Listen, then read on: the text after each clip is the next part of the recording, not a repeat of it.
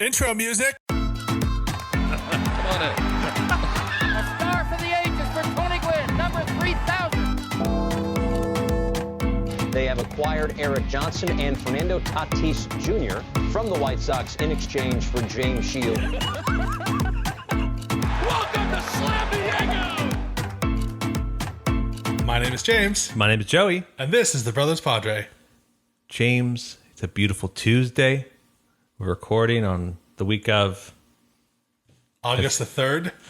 We don't say the Good. we don't say the week of this. I just want to see if that was a skill you had. Just, What, to know the date? yeah.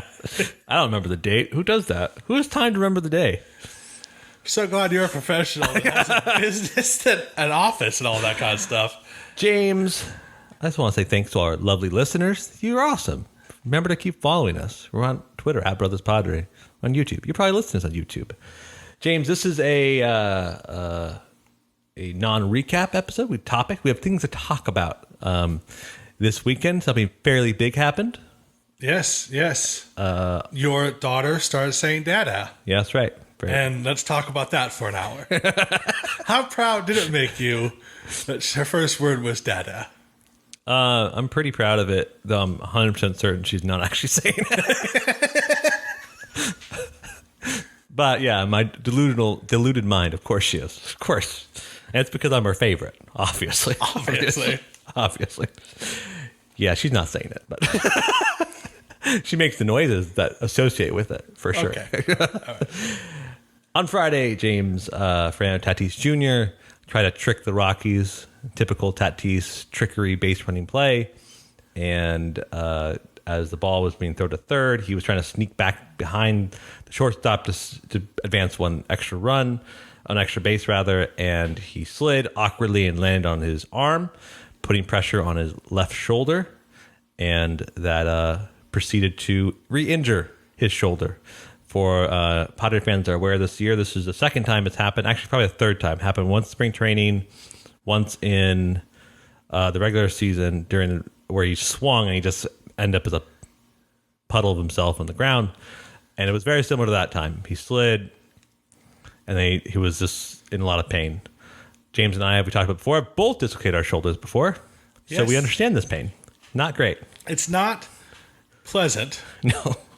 And it is true, the more you do it, the more swelling incurs. So they said it's nothing, according to, the Padres, it's nothing tore more. It just popped out of his link. It just popped out of the joint. And when if it continues to happen, it can cause more swelling. Just every time it happens, it's more painful. Right.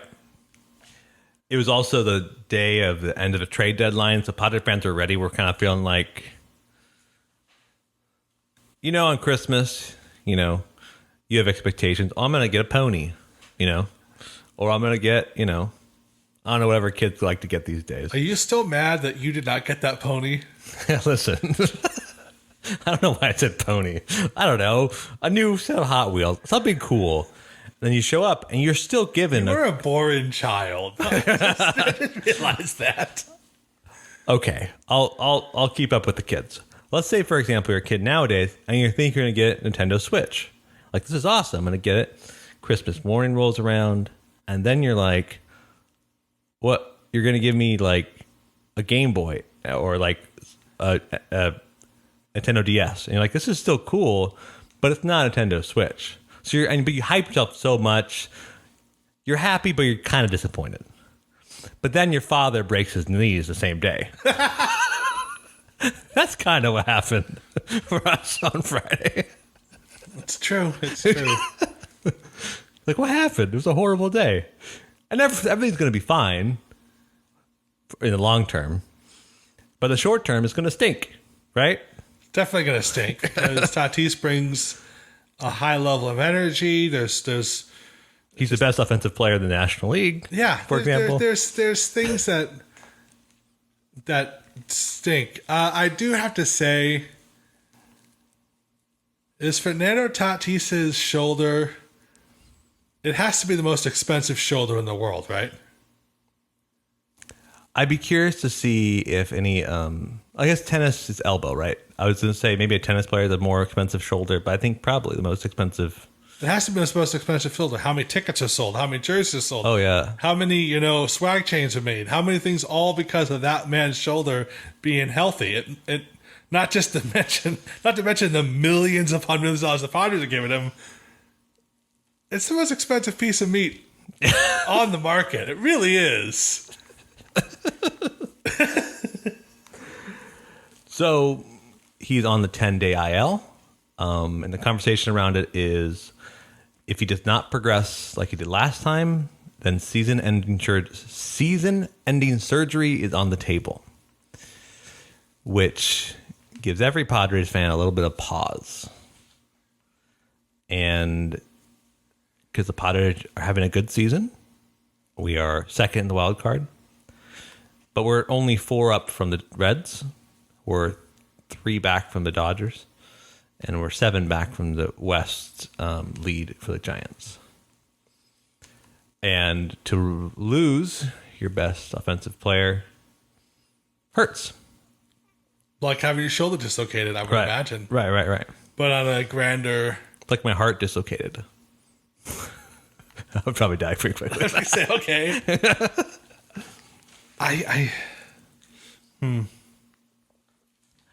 Yeah, it doesn't. I think it's that mixed with that trade deadline made it just like, oh, this is.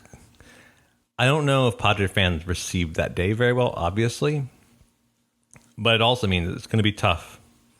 I have a question for you. Okay, I have an answer for you. Hopefully, And this is very important in our relationship. Right. What was more devastating when you, as an adult 30-something-year-old man, watched Fernando Tatis dislocate his shoulder, or when we were both kids playing catch and I dislocated my knee? What was more devastating to watch? Oh, Tatis. Okay, I thought so. I mean, you don't have 25 years of pent up expectation behind it. I know, but I haven't. At that point, it was like 4 years of like, oh, you're my brother. I've known of you for maybe consciously 5 years, maybe. Wow. Like, that stinks. I've known the Padres a lot longer than that moment with you in the knee. Wow. I do remember having to tell you to go get mom like 6 times. I just thought you were being a complainer, baby.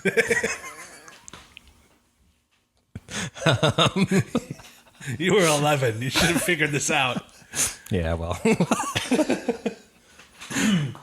I think honestly, I'm not. Part of me thinks we all thought this was going to happen earlier. The real doomy people of Padres fandom, like, oh, he's going to come back and he's going to re-injure himself super quickly, and he hasn't. He played beyond the All-Star break and a few weeks after that, and he performed incredibly well. Obviously, the guy is a freak athlete and can play through that kind of pain, which is insane to me because when he's huddled on the ground, you're like, the pain is just so discombobulating. It's one of the most discombobulating pains I ever had in my life. It's just like it's unbelievably painful. It's painful, and it doesn't. I have broken bones, dislocated shoulders and knees, and the dislocated bones hurt worse than the bone. The dislocated joints hurt worse than the bones, just because the bone happens and your brain understands it broke. Right. Your brain doesn't really understand. I mean, nothing's broken. Why are you popped out? And everything just starts throbbing automatically. Like, yeah, danger. It's awful. It's terrible. So, James, what does this mean for the rest of our season? What does this mean for our playoffs? I think this is a bold prediction. Well, that's what people listen to our podcast for our bold predictions. Yes, so. our sharp banter, our witty dialogue. Yeah, we're batting 1,000 in predictions too. Of we're course, very good at predicting things. Yeah, we are definitely still a playoff team without Fernando Tatis Jr. Yes. So there was a little stat show that so far before this injury, he has been out 17 games already. Right. With COVID and the previous shoulder injury. during those 17 games, the Padres were 14-3. That means we're very good Right. without Fernando Tatis Jr. We're just better with him. I think we're still a playoff team. I think it has to, a lot of the burden then falls on Machado, which I think he's up for it. He's been the top guy in the lineup for many teams. And Cronenworth has to step up. Myers has to step up. And Frazier has to step up. Right. And Trent Grisham has to, I don't know, go see a witch doctor, get some sort of, Do you know how many extra base hits he's had since the All-Star break? I believe it's 0. 0. That's rough. Yeah, he's going through a slump right now. Like I said, he's got to like stop whatever he was doing. Like go apologize to whatever black cat he walked in front of. All that stuff, you know. Just he's got to get out of his slump. Yeah, I think, I mean, obviously we all need to step up. I think it falls down on, I think at the end of the day, it's still the problem we had before the deadline. I think that our starting pitching needs to be just better. I know that's not exactly a huge statement to make from a baseball player perspective, baseball team perspective, but our starting pitching just hasn't been what it should be. Like Blake Snell needs to not have a 9 ERA on the road. Yeah, that would be a plus. I think this start against the Athletics coming up is going to be a big test for him. Right. He needs to put his Cy Young big boy pants on and realize what he does. If it means not listening to the coach and doing getting his own mindset, maybe that's what he needs to do. I don't know what is wrong. He just needs to step up. We've seen Blake Snell be brilliant this year. Yeah, I don't know. That's just a big piece because we can have a great offense, but we can't have starting pitchers give up 7 to 9 earned runs in 4 innings. You know, a great offense gives you 6+ innings 6+ runs every game. But if your starting pitcher gives up 9 runs, The math doesn't add up. no. Well, not in your favor. No. Yeah, there's no way where we have the second toughest schedule at the end of the year.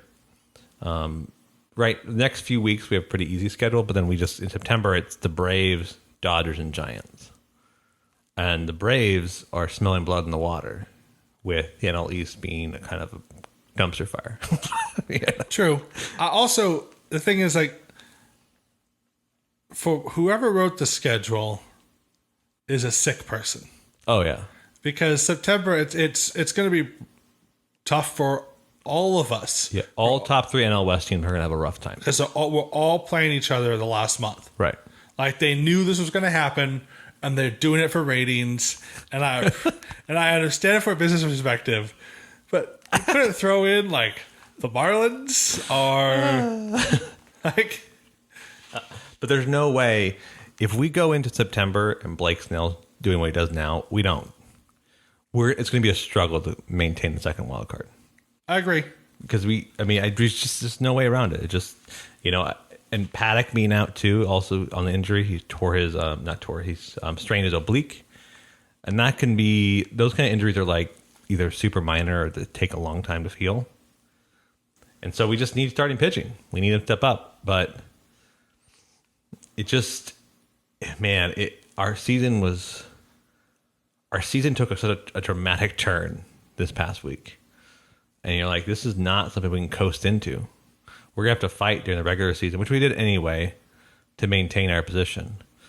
If we are 500 the rest of the year, we're at 61 wins. There's 54 games left. So we'll end up at 88 wins. If we're just 500. I think that's okay. That's a pretty okay second wild card standing. But Teams have won the World Series with less wins. Right. And I think in a series, I think we stack up pretty well with our bullpen and our starting pitching. If it ends up being what we think it is. However, if we don't get Paddock back soon, we're going to have another issue, which is we need an additional starter. To which, you know what I'm going to say. If we're going to have a fifth game, whatever game, it's time for Mackenzie Gore. I agree. Mac Daddy needs to make his appearance. Yeah, because if we're going to be a bullpen game and it's going to be a toss of the coin whether we win that game or not, let's see what this... Apparently he's been making grave improvements at the training facility in Peoria. His velocity is back up and his location is back in control. And he's facing live hitters now. So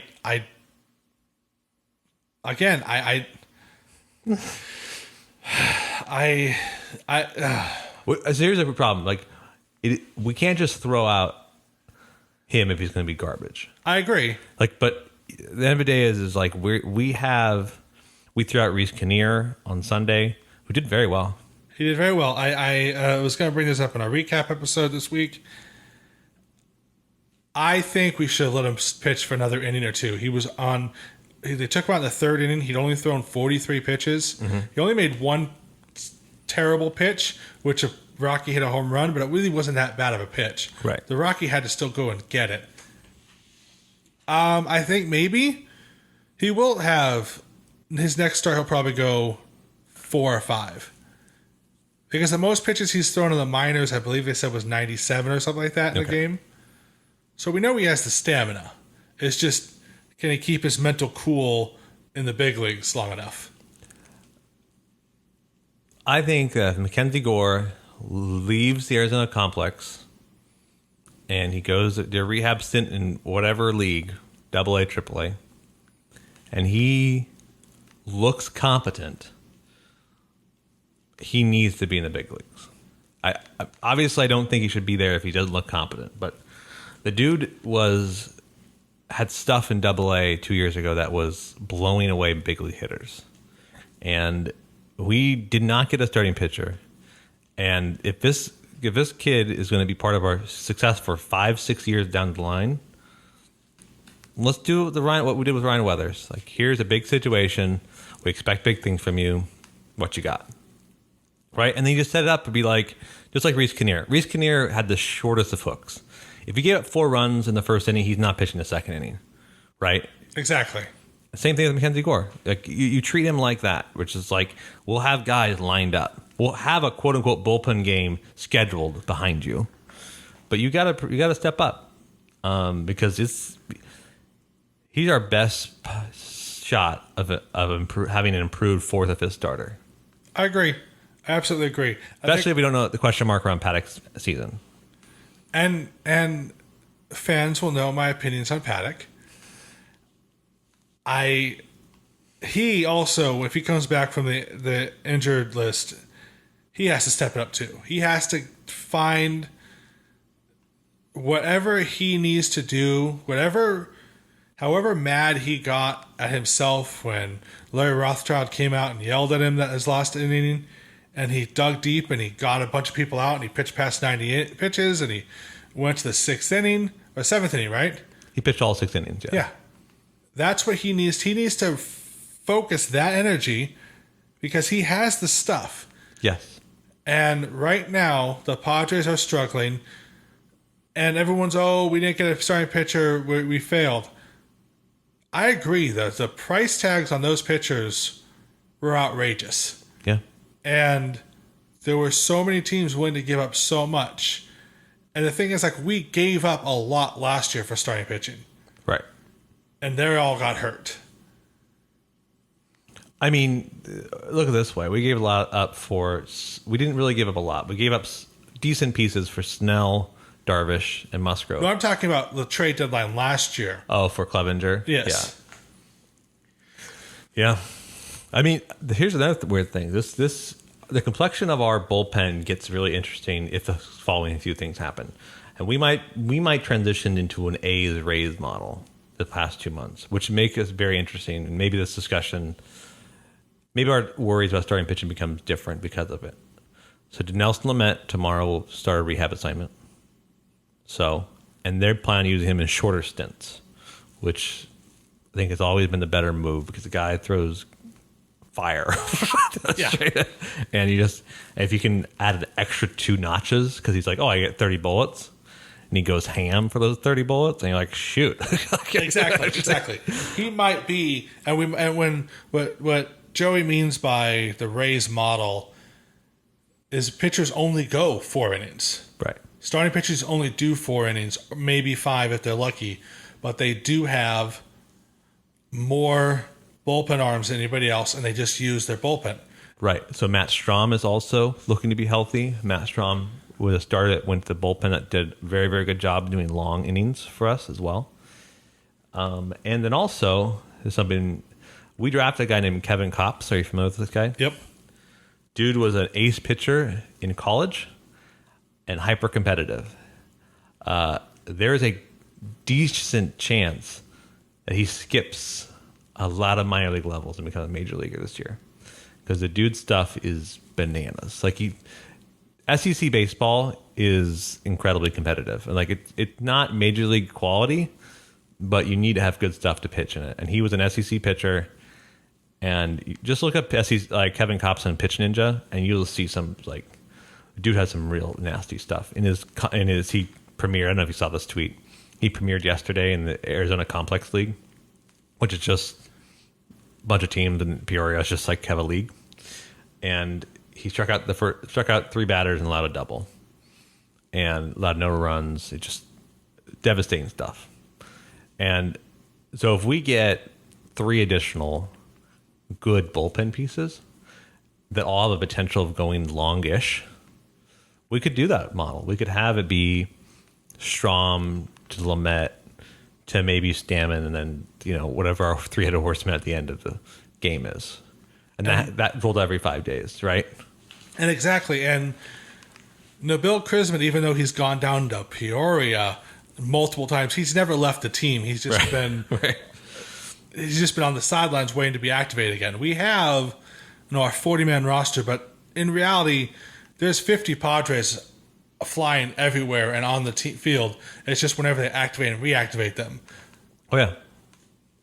So that'd be an interesting thing that I don't know if Padres fans would be really game for, but I think might actually happen. If we win and keep winning, the Padre fans will be game for it. I'm a Padre fan, and it all comes down to winning. I don't know if you know this about sports, especially professional sports. Yeah. The W column is the most important. And one final thing before I want to know your thoughts about all of this too, that might change the complexion of this, is that there is an outside chance that Mike Clevenger returns in mid-September. I know. I've been watching his updates. And everyone had the same comments. Like, are you coming back? Are you coming back, Sunshine? Because he's throwing the ball hard.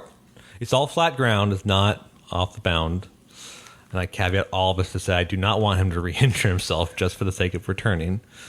However, if mid-September we get Sunshine back, I'm very cool with that. Very cool. Very, very cool with that. I don't know how I could. I couldn't contain my excitement. And that's not to say he's going to do well. A lot of Tommy John guys, their first few starts are awful. So. This is true. This is true. And also, but here's the thing with Clevenger. This is his second Tommy John surgery. Yeah. Like he's been saying, I know how to recover from this. It is my second Tommy John. And my thing with Clevenger is, like, do I want him to come out and just dominate at the middle of September, or do I want him healthy for an entire year next year and be a part of our ultimate rotation? I don't know. I'm greedy. I want both. I want it all. Yeah. I there's just so many question marks the remaining of the season, and because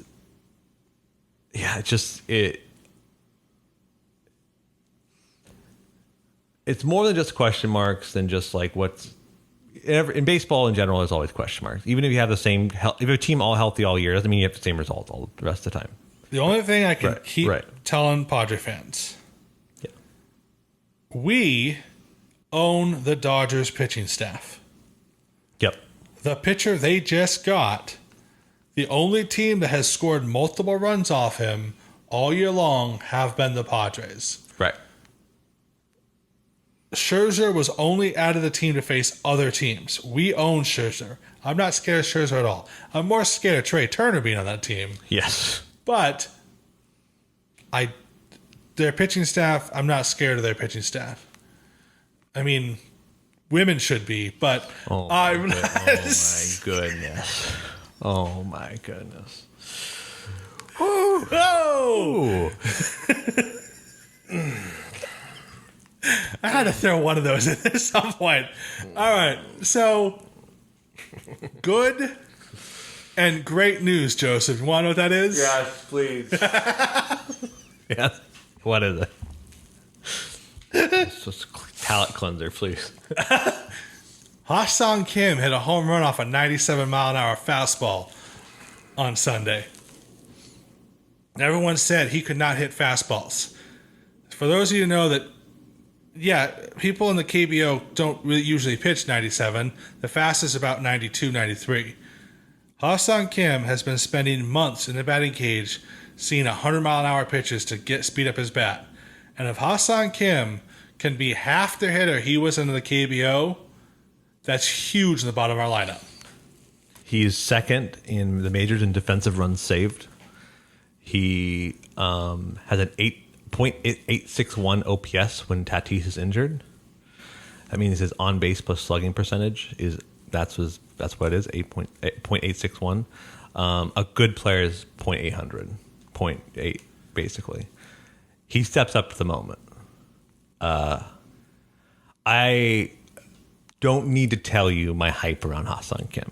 I think he is the most underrated Padre by the people outside the Padres. Padre fans love Kim to death. Like, go listen to Sunday's broadcast, and right before he hits a double off a 93-mile-an-hour fastball, and right before he hits a home run off a 97-mile-an-hour fastball, and you just hear Ha-Sung Kim, Ha-Sung Kim. Like, people love him.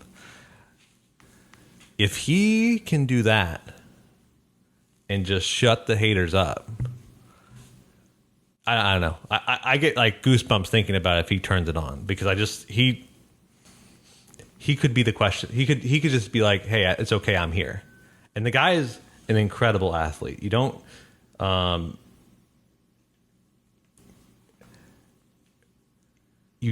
be as good as you are in a professional baseball league and then come here out of your depths and then shine at 3 infield positions, have a quarter of the at-bats as the main first baseman, but have 3/4 of home runs as that first baseman.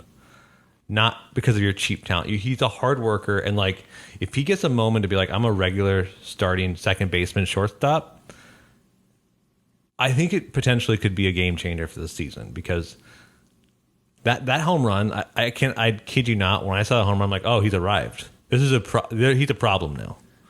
Because the dude smashes home runs. It was upper deck shot. It was a pretty awesome home run. Home run, curveball, one of the most devastating pitches in the modern baseball era is Kershaw's curveball. Hit a home run off it.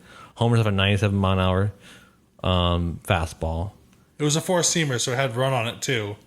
You have big moments in the Reds game where tied up, he replaces Tatis.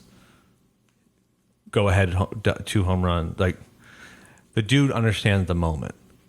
And if he understands the moment and is given playing time, it might be curtains for the league. I'm going to say it. I know I'm like kind of like WWE, styling this, but if he really gets that, the guy has the talent to be destructive in baseball. And if Tatis is gone for the whole season and he's an 8.61 OPS player, we might still win the World Series. I agree. I absolutely agree. And because he's actually a better defender than Tatis. He definitely at is. 3 positions. Yeah, he's like if he played every day, he's probably the platinum glove winner. Absolutely. He would be a platinum gold winner. Like, the only other player that's probably better at defense is Machado. Yeah, just the problem is the versatility, right? Yeah. Kim can play 3 positions incredibly well, which is bananas. Yeah. Just absolutely bananas. And so, like, what we're saying is, Padre fans, this is you asked what my opinion was earlier. Yeah. Fernando Tatis is the greatest player I've ever seen in a Padre uniform. Most exciting player I've ever seen in a Padre uniform. He is not the only player in the Padre uniform. Nope. Growing up, I've seen years where it was just Tony Gwynn. Growing up, not too long ago, it was just Chase Headley. Yeah. Good Lord. Now, 2012 Chase Headley was very good, but he was the only guy. He was the only good thing. And so I've seen years where we've just had one good player. We have a roster of great players. We have a roster that any other league would take those guys in those positions. There isn't a league that wouldn't take Tommy Pham in left field if they didn't have another left fielder. Grisham's proven himself. Myers has proven himself. Jake Cronenworth, Adam Frazier, Machado, obviously. Yep. We have a bunch of stars. If we can turn around our pitching staff, and if we go, which I think is probably the smarter idea, to go to a Rays model, and if we do call it Mackenzie Gore and Reese Kinnear only pitch 4 innings, but if they can be dominant 4 innings, and then we could throw in a Lament or Strom, I think we're going to be very, very good. Yes, Austin Adams is still going to be dominant. You know, Pagan can be dominant. We're the Pierce best bullpen ERA in baseball. I think Yeah. people would get down on that, but we are the best bullpen in baseball. Also, we have the 6th best pitching staff in all of baseball. Right. So our pitching woes, there is another, 26 other teams that would love to have our pitching woes. That means they would have a good pitching staff. Yep. So it's going to be an interesting final run of the season. But I have not lost faith, Joseph. I still think we are on a holy mission. And what quest does not have a Helm's Deep every once in a while? That's a good Lord of the Rings reference. Good job. I know. Good job. James, I'm still super psyched for this season. Lots of questions. But, I think seeing Hassa and Kim play more, I see the potential of getting cool prospects up would be awesome to see. And I think, like I said, we're a very good baseball team. We just have to keep being a very good baseball team. And yeah, we'll just see the next couple months have to go. And the standings watch is making sure that we're still second. At the very, very bare minimum, we have to stay above the Reds. Exactly. Yeah. Right.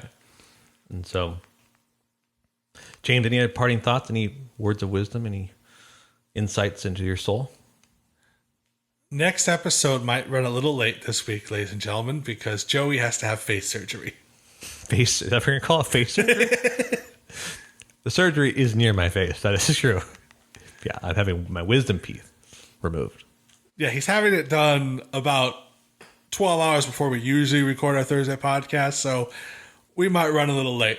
Or I might just do it by myself, or I'll bring in your daughter, and it might be the cutest podcast ever. James, we're on Spotify. We're on YouTube. We're on Apple Podcasts. Remember to follow us on Twitter, @BrothersPadre. We post funny stuff from time to time. Hit the notification bell. And until next time, James, go Padres. Go Padres. And there it is! Ho-ho, doctor! You can hang a star on that, baby! Announcer voice. Announcer Announcer voice. voice.